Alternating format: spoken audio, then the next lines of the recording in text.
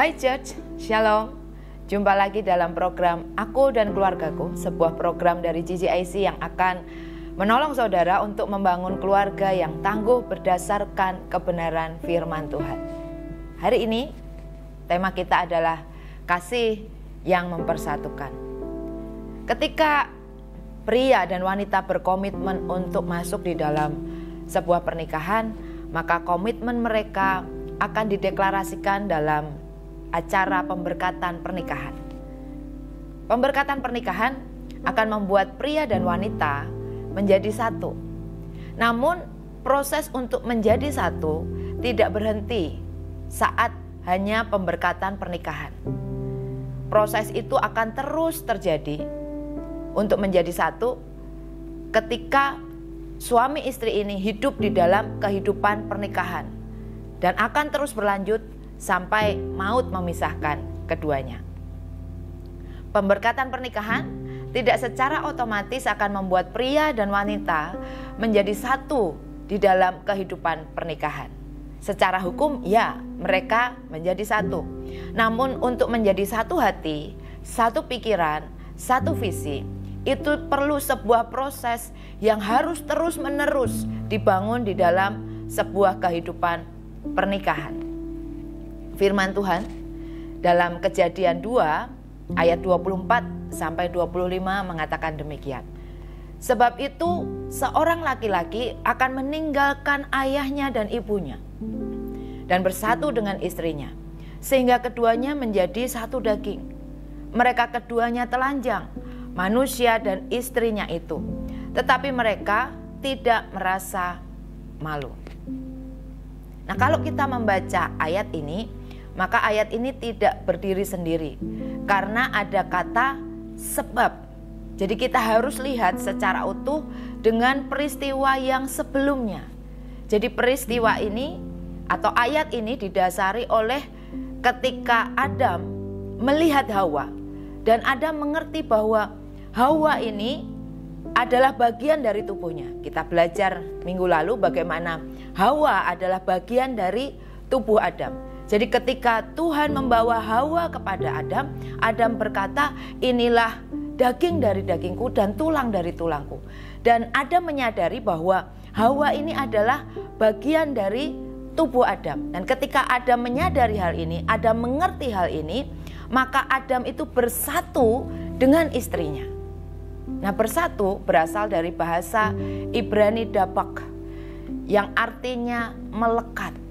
Secara kiasan, melekat ini berarti menangkap dengan mengejar. Melekat saya mengumpamakan seperti kalau kita bisa lihat ketika perangko ditempel di sebuah amplop.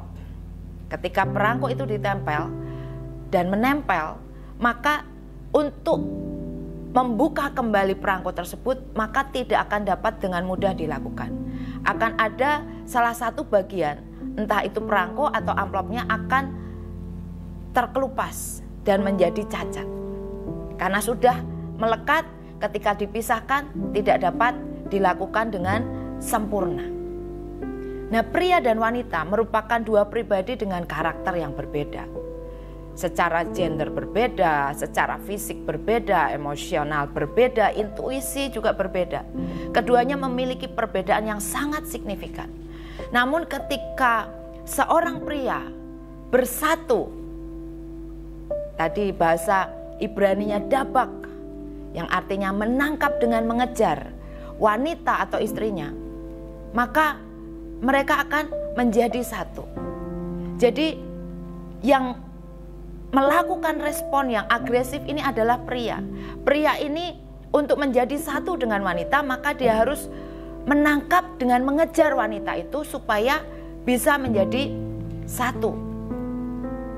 Ketika seorang pria jatuh cinta dengan seorang wanita, maka secara natur pria itu akan berusaha menangkap wanita itu dengan segala macam rayuan, pujian, cinta. Bahkan jarak pun tidak menjadi halangan kalau seorang pria jatuh cinta kepada wanita dan mendatangi wanita itu. Sampai wanita itu berkata ya dan sepakat menjadi pasangannya. Dari ayat ini, kata bersatu ini, kita tahu bahwa yang agresif, yang harus menangkap dengan mengejar itu pria. Jadi perlu diperhatikan wanita-wanita. Kalau kamu suka dengan pria, kita harus tahu diri. Bukan wanita yang mengejar pria, tetapi yang harus mengejar adalah pria. Pria yang harusnya mengejar wanita. Mungkin ada wanita yang berkata, tapi aku suka pria itu, Bu. Dan kita ini kan diciptakan seimbang, sederajat. Boleh dong saya yang menyatakan cinta duluan. Wanita tidak diciptakan untuk agresif. Kalau engkau melakukan pengejaran kepada pria, jangan salahkan kalau suatu saat engkau direndahkan oleh pria. Karena naturnya yang mengejar adalah pria, bukan wanita. Nah, dalam percintaan pun kita harus sesuai dengan firman Tuhan. Biar pria yang mengejar wanita. Kalau wanita, engkau suka kepada pria itu, jangan dikejar. Tapi kejar hadirat Tuhan. Berdoa kepada Tuhan. Biar Tuhan yang mengarahkan hati pria itu untuk mengejar engkau dan jatuh cinta dengan engkau. Jadi jangan wanita yang mengejar, izinkan pria, karena memang naturnya pria bersatu dengan istrinya. Pria itu yang mengejar, menangkap dengan cara mengejar, dan akhirnya terjadi sebuah persatuan. Nah, dalam pernikahan, proses penyatuan ini tidak berhenti ketika hanya pacaran dan maksimalnya di pemberkatan pernikahan. Tetapi proses penyatuan ini harus terus-menerus diusahakan. Bagaimana caranya? Kita melihat di dalam Efesus pasal yang kelima ayat 25 dikatakan demikian. Hai suami, kasihilah istrimu sebagaimana Kristus telah mengasihi jemaat dan telah menyerahkan dirinya baginya. Firman Tuhan memberi tahu kita bagaimana cara yang tepat untuk mempersatukan suami istri dalam sebuah pernikahan. Sehingga pernikahan itu menjadi pernikahan yang utuh. Pernikahan yang kekal, yang langgeng. Karena didapati seorang pria yang mengasihi istrinya. Bagaimana cara mengasihi istri? Yang pertama, ada 3 hal yang saya mau sampaikan hari ini. Yang pertama, perlakukan istrimu seperti engkau memperlakukan dirimu sendiri. Istri merupakan bagian dari pria. Jadi ketika pria mengasihi istrinya, dia sedang mengasihi dirinya sendiri. Ketika pria menyakiti hati istrinya, maka pria itu sebenarnya sedang menyakiti dirinya. Jadi kalau engkau mau mengasihi istrimu, perlakukan istrimu seperti engkau memperlakukan dirimu. Kita sudah belajar minggu lalu bagaimana ketika pria mengasihi istri, itu sama dengan dia mengasihi dirinya sendiri. Yang kedua, bagaimana cara mengasihi istri? Yaitu hormati istrimu. Karena istri diciptakan sepadan. Diambil dari tulang rusuk. Artinya berjalan berdampingan. Istri tidak diciptakan lebih rendah dari pria. Tetapi istri diciptakan sepadan. Jadi hormati istrimu. Jangan perlakukan dia sebagai pembantumu. Jangan perlakukan dia sebagai orang yang lebih rendah dalam kehidupanmu. Tapi perlakukan dia dengan hormat. Yang ketiga, bagaimana mengasihi istri, yaitu dengan cara, kalau kita lihat di dalam Efesus 5 ayat 25, kata kasih di sini menggunakan bahasa Yunani agapao. Agapao ini artinya kasih tanpa syarat, unconditional love. Kasih istrimu tanpa syarat. Seperti Kristus mengasihi kita tanpa syarat. Apapun kondisi istrimu, baik dengan segala keterbatasannya, dengan segala kelemahannya, segala keteledorannya, cintai, kasihi tanpa syarat. Nah, ketika istri dicintai tanpa syarat, akan membuat istri respect dengan suaminya, mengasihi suaminya. Ada sebuah kata-kata yang mungkin sering kita dengar di telinga kita atau kita baca.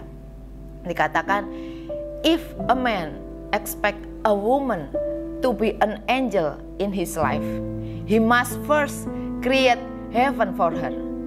Angels don't live in hell.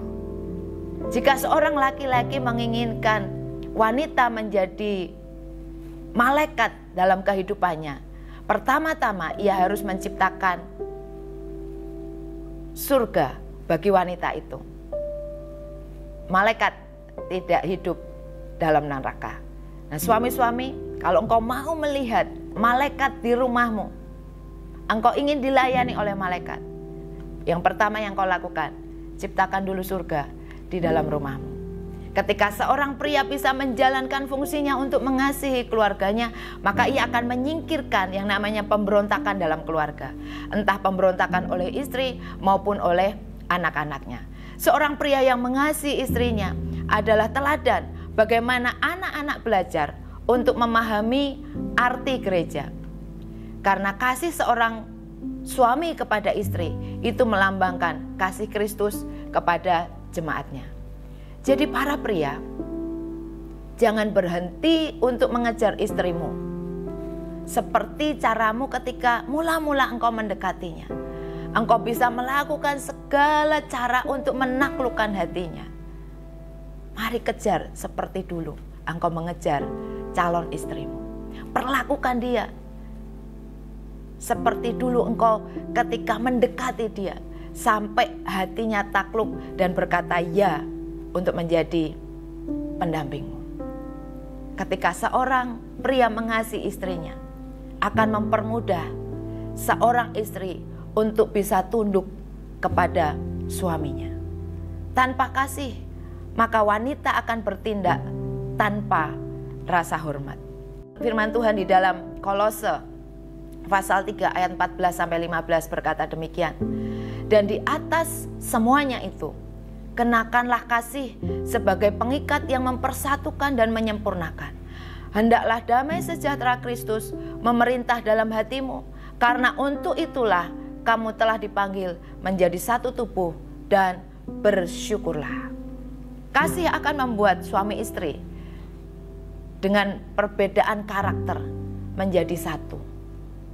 Menjadi satu di sini bukan berbicara berapa lama pernikahan. Lama pernikahan tidak menentukan kualitas di dalam pernikahan. Menjadi satu artinya satu hati, satu pikiran, satu visi. Itu yang akan membawa kepada pernikahan yang diberkati oleh Tuhan. Kesatuan antara istri dan suami akan membuat keterbukaan di dalam keluarga. Seperti firman Tuhan yang tadi kita baca di dalam Kejadian 2 ayat 25. Mereka keduanya telanjang, manusia dan istrinya itu, tetapi mereka tidak merasa malu. Ketika suami dan istri hidup di dalam kesatuan, maka itu akan membuat suami atau istri dapat mengakui dengan terbuka kesalahan mereka, ketidaksengajaan, langkah yang salah, kekecewaan atau dosa pelanggaran yang dilakukan oleh suami atau istri tersebut. Ketika keterbukaan ini dilakukan, maka kesembuhan akan terjadi. Nah, ketika terbuka sampai di tingkat yang lebih dalam, maka Roh Kudus akan semakin mudah bekerja untuk menyembuhkan, untuk memulihkan kehidupan kita dan memimpin kita di dalam kebenaran. Nah, ketika kita hidup di dalam kebenaran, ini membuat pernikahan kita semakin hari semakin kuat dan semakin kokoh. Nah, ketika pernikahan kita kokoh, pernikahan kita kuat, maka kita akan menikmati yang namanya berkat Tuhan di dalam pernikahan yang kita jalani. Kalau hari-hari ini ada hal-hal yang engkau sembunyikan di hadapan suamimu atau di hadapan istrimu, kalau disembunyikan untuk nantinya jadi surprise ketika pasangan berulang tahun, atau surprise karena memang kita ingin memberikan cinta kita lewat surprise tersebut, itu baik saudara. Tapi kalau yang disembunyikan adalah dosa, karena ada kesalahan yang kita lakukan, mari akui di hadapan Tuhan terlebih dahulu, supaya Tuhan mempersiapkan hati kalian berdua. Karena pasti ada konsekuensi dari keterbukaan atas dosa yang diakui. Namun kalau keterbukaan itu dilakukan karena pimpinan Roh Kudus, maka akan membuat pemulihan di dalam keluarga. Seperti yang Yakobus 5 ayat 16 katakan. Karena itu hendaklah kamu saling mengaku dosamu dan saling mendoakan supaya kamu sembuh. Doa orang benar bila dengan yakin didoakan sangat besar kuasanya. Penghalang doa bukan karena Tuhan tidak menjawab doa kita, namun karena tidak ada pemulihan di dalamnya. Saya berdoa kiranya Bapak Ibu menjadi keluarga yang bersatu, yang kuat, yang dibangun atas dasar kasih yang mempersatukan. Ketika kita membangun keluarga atas dasar kasih dan keluarga kita menjadi keluarga yang bersatu, maka di situ berkat Tuhan dicurahkan. Saudara akan menikmati kebahagiaan, saudara akan menikmati sukacita dalam berumah tangga. Amin. Tundukkan kepalamu, mari kita berdoa. Terima kasih Tuhan. Hari ini kami belajar bagaimana kasih itu akan mempersatukan kehidupan keluarga kami. Ampuni kalau selama ini ada konflik-konflik yang tidak terselesaikan. Ampuni kalau selama ini kami mengasihi pasangan karena ada syarat-syarat tertentu. Biar kiranya kasih yang sudah kami terima dari Yesus membuat kami dapat mengasihi pasangan kami tanpa syarat, mengasihi anak-anak kami tanpa syarat. Dan ketika kasih itu ada di tengah-tengah keluarga kami, maka persatuan terjadi, dan persatuan itu yang akan mendatangkan berkat Tuhan di dalam keluarga kami. Terima kasih Tuhan untuk firman-Mu yang menguatkan kami. Biar kami boleh menjadi keluarga-keluarga yang kuat karena ada kasih Kristus di tengah-tengah kami. Di dalam nama Tuhan Yesus kami berdoa. Amin. Terima kasih sudah bergabung dalam program Aku dan Keluargaku. Kiranya program ini akan membuat saudara semakin menjadi pasangan yang bersatu, pasangan yang diberkati Tuhan. Selamat menikmati hari ini. Tuhan Yesus memberkati.